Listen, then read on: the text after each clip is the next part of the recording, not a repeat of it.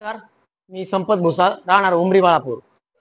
आज परिसरामध्ये प्रत्येक कानाकोपऱ्यामध्ये प्रत्येक जण म्हणतो इथं वाघ दिसला, इथं माझी दिसली, इथं दिसलं. तर त्याला पर्याय हा नाही का हा इथं पकडणे आणि दुसरीकडे नेऊन सोडणे.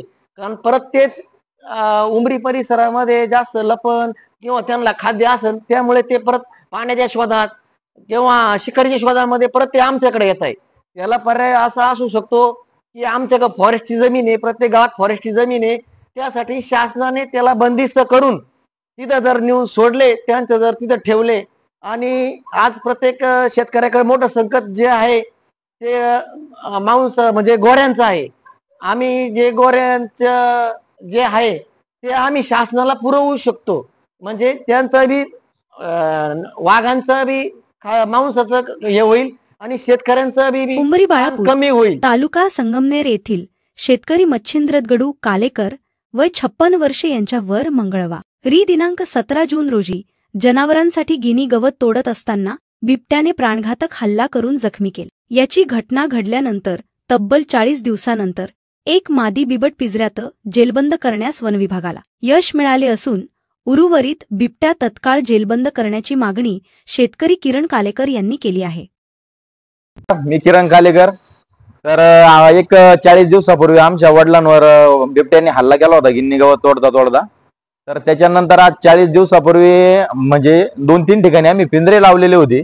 तर आज तो एक ठिकाणी पिंजऱ्यामध्ये जेर बंद झालेला आहे. पण तोच बिबट्या असू शकतो हे नाकारता येत नाही किंवा तोच हा काय सांगू शकत नाही. कारण त्यांनी वडिलांवर जेव्हा हमला केला होता तर तो थोडा त्याचा जबडा वगैरे मोठा होता, हा थोडा बारीक दिसतोय आणि बिबट्याचं प्रमाण जास्त प्रमाणात आहे.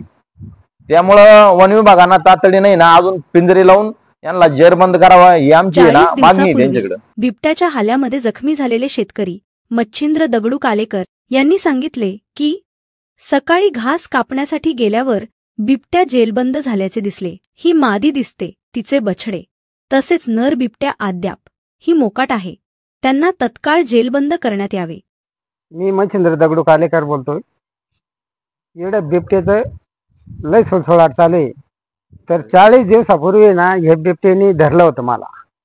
तर आता काय झालं, सकाळी आम्ही घास कापायला गेलो तर त्यावेळेस आहे ना पिंजऱ्यात तो गुंतलेला होता. आज 40 दिवसापूर्वी पण आजूक पण लय बिबटे, कारण याचे ना बंदोबस्त व्हायला पाहिजे. हमला करणार हाच बिबट्या आहे की नसेल? योच असेल हे शक्यतो नाही, कारण त्याचं तोंड मोठं होतं. जाहिरात व बातमी देण्यासाठी संपर्क करा. पत्रकार वैभव ताजणे. Mobile number 7709254924.